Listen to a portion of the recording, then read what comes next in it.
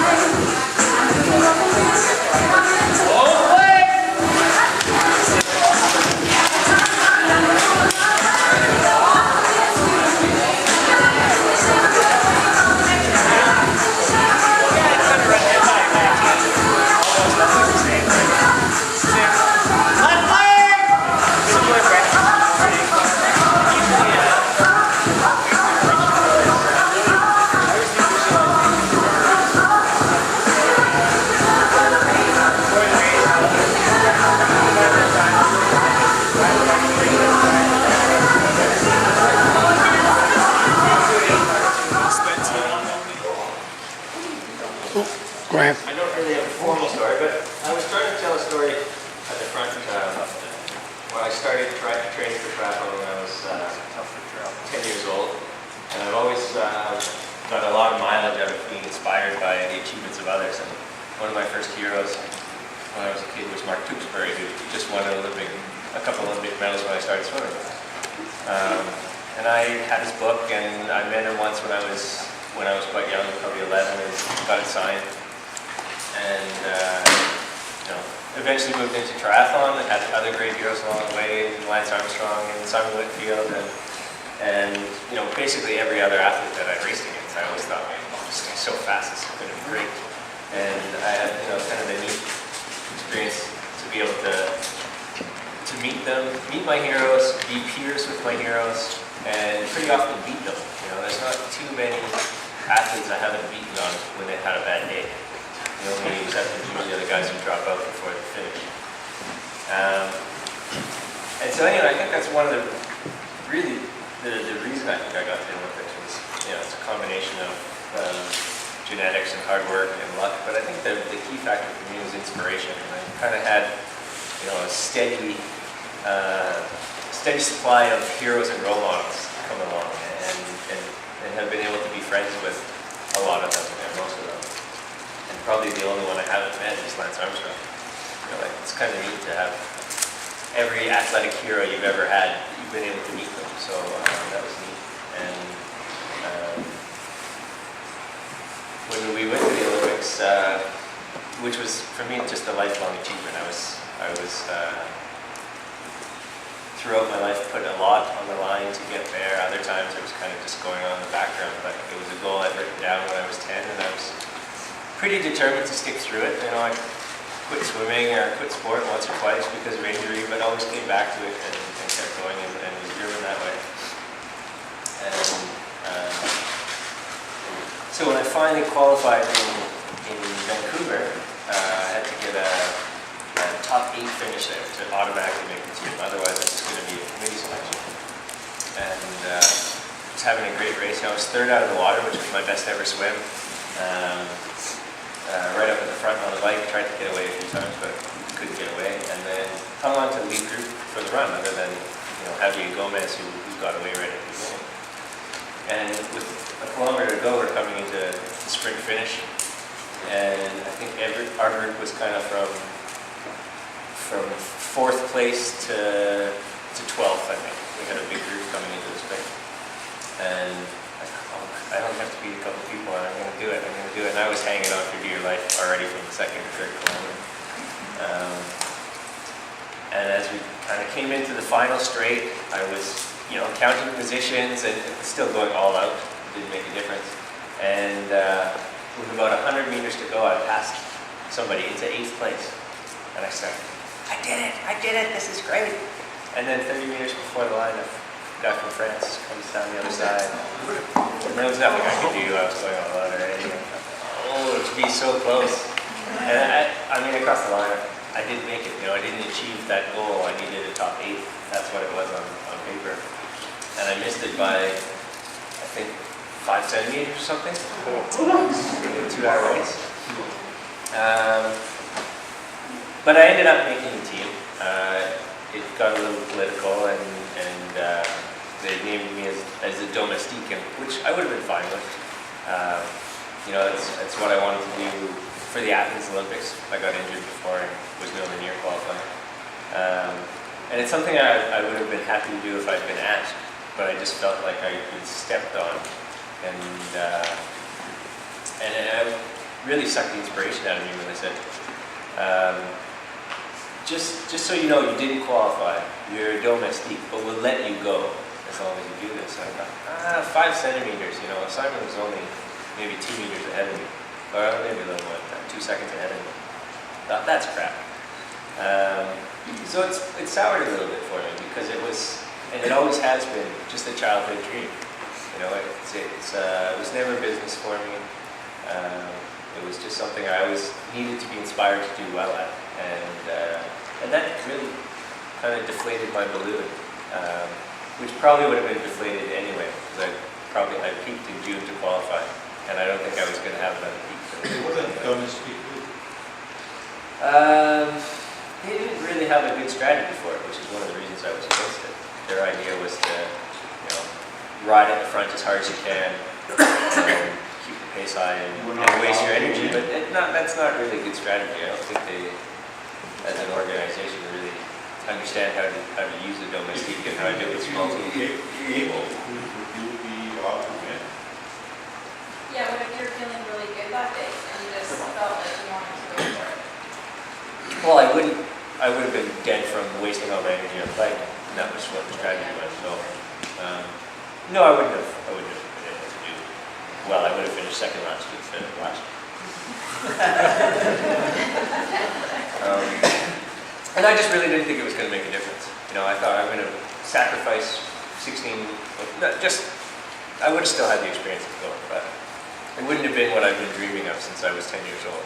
It would have been something else, something a little bit sour, and that's why I fought against it.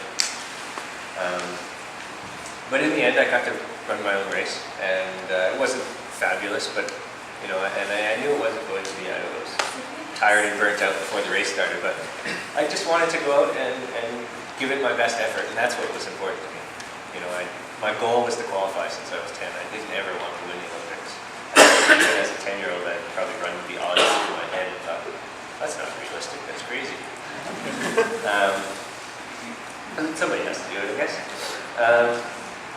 But it was a great experience to be there, and to see, you know, the country change over 4 years as we went there for World Cups beforehand, and the first year I was there, we went and we saw the course, and it was in the same location, but pretty much a different course than what we ended up racing on at the Olympics 4 years later. But it was the roughest road I'd ever ridden on. And we got there on, you know, Tuesday before the race and just thought, how the heck can we have a race here? There's gravel everywhere, there's potholes, someone's going to die. And then on Thursday morning, they just had a paving crew come through and they paved the whole thing. and it was like the best pavement I've ever ridden. 4 years later, it was still good. And that was kind of just the hole they had there too.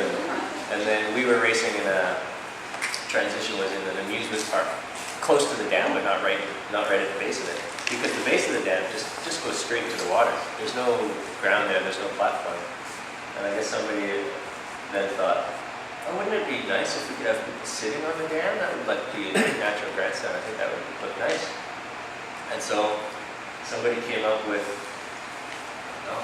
$200 million worth of scaffolding and Mondo track. So that was all like, I don't know if you ever hear about how expensive it is to resurface like a track. We had the World Track and Field Championships in Edmonton, and the budget was $1 million or something to do 3 tracks. And they had enough rubber down there to do 50 tracks. You know, they must have spent $1 billion on having this transition at the base of the dam. And it was just neat to see what China could get done when they wanted to. And I guess, you know, they're a little bit culturally sensitive, and when athletes started talking about, oh, I don't want to eat, Chinese food, I'm going to get food poisoning or it's going to affect my performance. They had a real crackdown that said, okay, no personal cooks allowed. Everyone's eating at the athletes' village. We were staying outside of town, right at the race course at a hotel rather than the athletes' village. And so, Simon was determined, no, we're going to have a chef, and it's going to be Cosmo. And he's really good cook. He's got a restaurant in Victoria that's excellent. But about a month before the Olympics, they decided no chefs allowed. And so they had to come up with a plan to sneak this guy in. So they had to fake his credentials as a coach. That's my favorite story. Maybe it was a bike mechanic. But then, he wanted to bring in some of his own ingredients as well from home.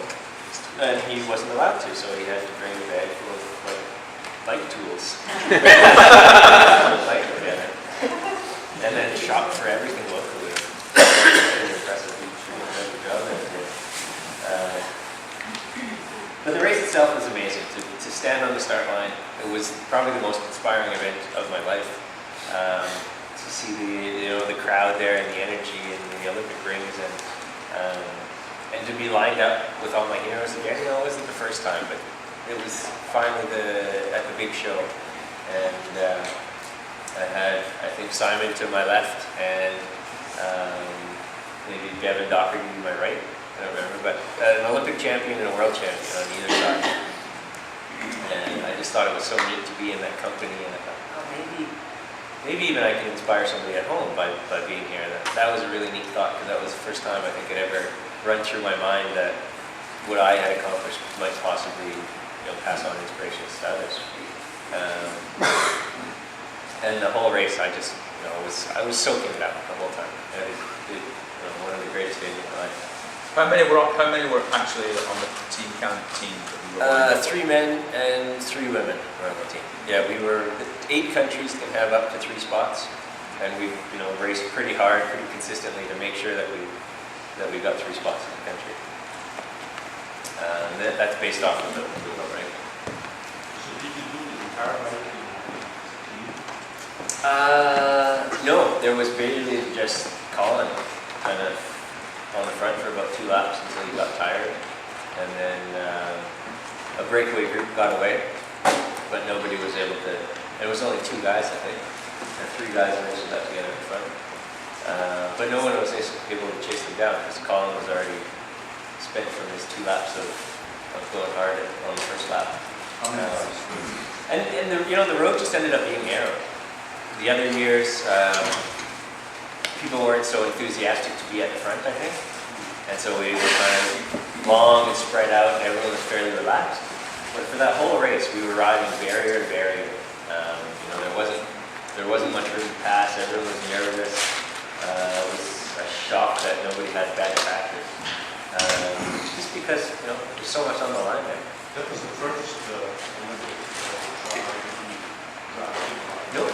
No, that was the 3rd one. It started in Sydney.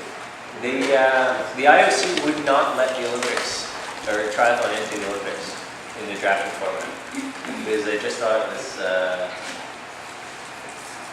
there's no way to make it fair. There's no way to enforce a non-drafting rule with people who are at the same level. And you see that pretty often, even at Ironman now, that 10 years ago, people swam 30 seconds apart. They'd come out one at a time out of the water. And so drafting wasn't an issue. But now people are coming out of the water all at the same time. And there's just no way to spread them out once you get on the road. There's only so much room on the road. You can only make that drafting zone so big without needing an 8-lane freeway to ride up and down. So that's really one of the reasons triathlon went to the drafting format was, there's no way we can enforce non-drafting in a really competitive race over a short distance, so it's got pass-through drafting. There was some talk of, this has just happened, a draft legal half Ironman in Florida or something on those lines. Probably, yeah. And that's just, they've just announced that. So do you think eventually Ironman's going to go draft legal? No.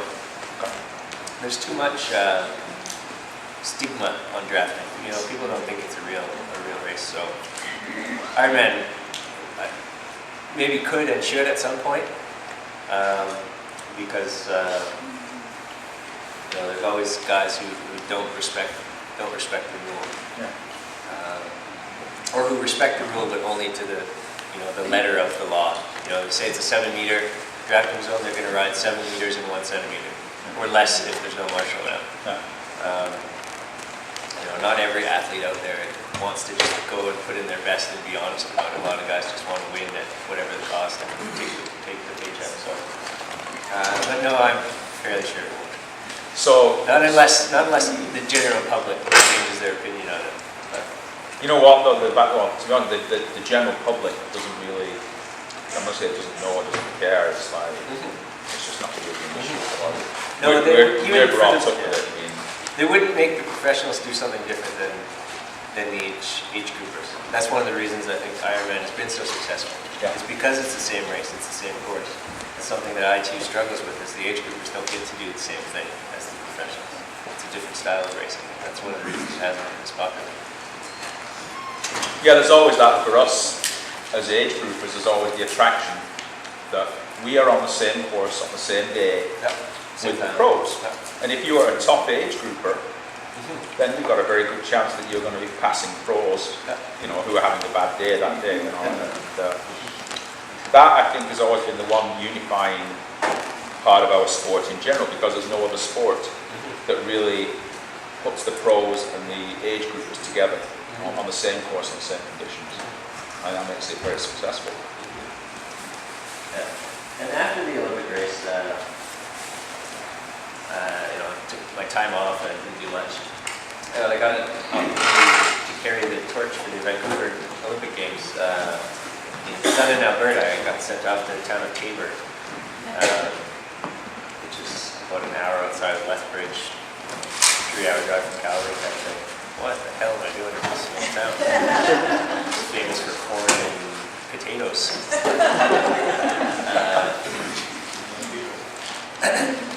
And I was a little, you know, maybe a little bit cynical still. I've had political experience, and then I thought, wow, you know, all these Coke executives get to carry the torch in Edmonton, I wanted to carry it in my hometown of Beaumont. It was going through Beaumont.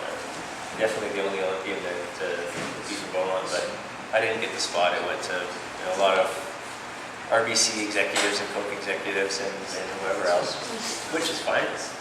But then when I got there in the morning, one of the guys who walked in the room was Mark Tewksbury. What the hell are you doing it? You got shafted too. 3-time medalist, and this is the best they can give you. But he said, no, my mom lives in Tabor, and I wanted to come to Tabor to carry the torch. And I thought it was really neat. You know, I got to sit next to the bus, really next to my first sporting hero. He was, you know, I probably admired soccer players a little bit when I was playing soccer as a youngster, but my first real hero and you know, guy who probably gave me my first push towards the Olympics. It was really neat to be on the bus with him, and then I found out that he was running the leg right before me, and that he'd be passing the flame on me. And then I thought, it's just too perfect, and I cried. All my cynicism melted away, and I just kind of got involved in the magic of the moment. And I hadn't even planned on buying the torch as a souvenir, because they were charging $500 for a chunk of metal. I thought, this is crap, they're just trying to make money. There's no way this torch could cost $500. And then I just, and so yeah, I've proudly displayed it on my wall, and it reminds me of that moment, which was really special. And actually, you know, still had his book from when I was 11 years old, and I brought it with me and got him to sign it again. Told him, you know, what an inspiration it was to me and how much mileage I got out of it, and no, it was really special. And that kind of was the end of it for me. I thought about maybe competing in London. You know, I'm still definitely young enough at 28 that I could probably do well, but I really just decided, you know, I've achieved my goal, and you know, I thought long and hard about setting a new one, maybe trying to win the Olympics, or of going again and doing better, and I just didn't have my heart set on it at all. And, I gave myself lots of time, gave myself a year to kind of come around, and just didn't, all I wanted to do was, I wanted to do Ironman when I started triathlon when I was 15, and I wasn't allowed to because I wasn't old enough. No, that's what I want to do instead. And it's been neat because, there's no politics in Ironman racing the way I'm doing it. I don't just doing it from home. I'm not really that involved in it, so it's neat. And I have a full-time job as an electrical engineer, and I'm just trying to do the best that I can. And I'm still passionate about it, and actually enjoying it. I'm enjoying it more as a hobby than I did as a professional without some of the pressures of having to make money and racing because I love it again. Racing for just to be outside on my bike, have the wind in my ears.